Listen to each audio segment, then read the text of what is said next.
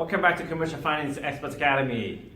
My name is Su Chung, and starting off with this week I'll be doing a series on multi-unit rentals, and hopefully you can learn a lot about it and see the opportunity that exists in this niche market that is really helping a lot of Canadians and of course others around the world that are doing these kind of projects. Now let's start off the bat today with what does commercial financing look like for these type of units and who may be interested in providing those kind of financing and what you may need to really understand about it before you get into this type of project and to help people finance. Okay, on a top level, it is quite different than spec construction financing where you do one unit, one-off single family detached houses. In multi-unit rental, it could be different types, anywhere from I would say townhouse project, mixed use, meaning there's going to be mixed component of commercial and residential inside these type of projects, and of course, most commonly is low-rise apartments, HT for short. Now, each of them has their own unique challenges, benefits about financing. Typically speaking, townhouses depends on how many units you're talking about. One of my colleagues today that's recently took the program, and they're doing right now in Prince George. There's 8 units, and kudos to my colleague Scott about that. He's able to help them out with the financing of 8-unit townhouse projects. And you know what, that helps with a lot of the issues that we have in housing right now. It's literally a housing crisis, and the real estate market is being driven up because of lack of affordable housing and lack of basically rental stock and even single detached houses for that matter. Due to the influx of immigrations and of course outside the country as well as across the border. Mixed use, on the other hand, is you're talking about pretty common in Metro Vancouver area, Lower Mainland. I'm sure it's Ontario and some major city as well.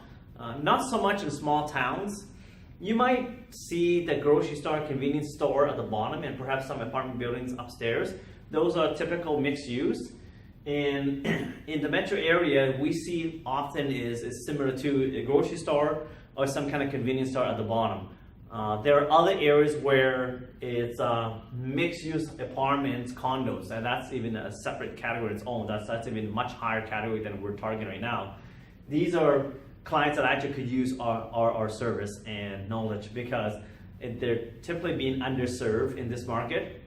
Usually the big banks go after those big developers with the big high-rise mixed-use projects.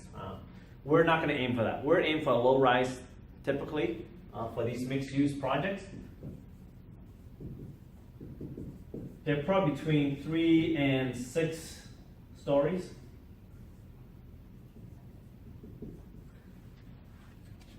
Any higher we classify as on high-end commercial, and that's a little bit more challenging to finance for us, new commercial financing folks, right?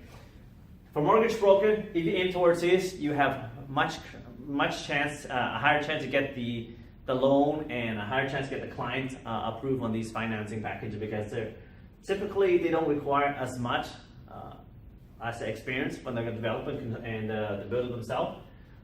Mixed use is very common in certain parts of town where it's developing, meaning there's some older parts of town, the new parts of town, Surrey for one, Cloverdale and outskirts of municipality outside of the Metro Vancouver.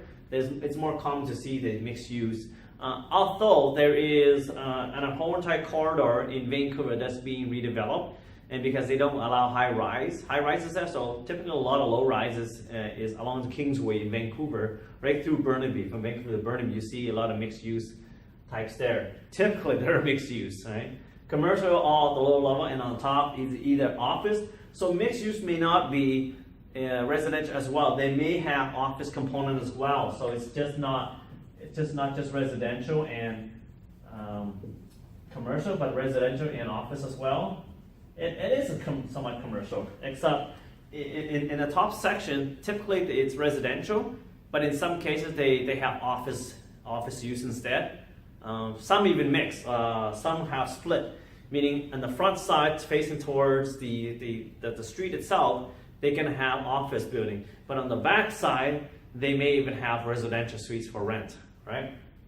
And always at the bottom, most likely, is commercial retail or commercial office building, commercial offices space to lease out. And these are a little bit challenging because they have used two types of financing when it comes down to it, and there's formulas involved. I'll go into the next few future videos about what's the challenges each one of them. And low rise is my kind of favorite because low rise apartments is simple to finance. There's not a lot of moving parts, and you're talking about maybe between a dozen to maybe 2 to 3 dozen units in this whole entire complex. It's not going to be hundreds or 100 unit, right? That's apartment, huge apartment building. So, hey, if you're lucky enough and fortunate to get involved in those 100 unit type of building development, all for you, but it requires a lot more work, a lot more due diligence, and you have to pull through a lot of numbers, right? Spreadsheet after spreadsheet. Lots of fun. Okay, so I'll go into the future videos about the types the challenge that we may face and the opportunity that may come out of that in the next few future videos. But these are typically the ones that I like to work with because normally they're either residential builders who have either lost interest or see that the steam is running out for the residential side. So for single detached houses, they're geared towards more developed multi-unit density. Right?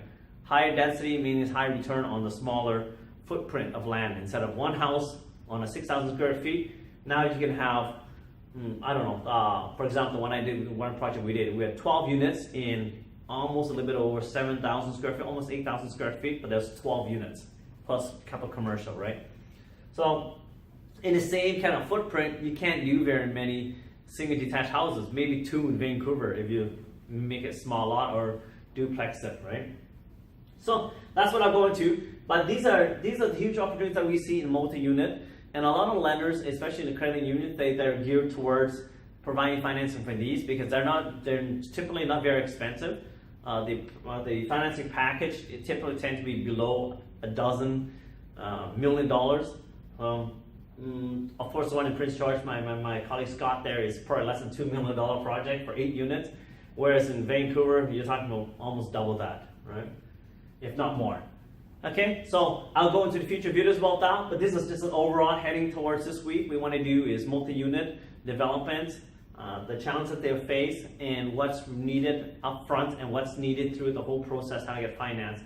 I'll cover first part of the hurdle so that you can see where you need to focus on and get all the things together at the beginning so that you don't shoot yourself in the foot by moving forward and having insufficient documents. Okay? Take care. See you next video. If you like this video, click like and comment below if you have any questions. Take care.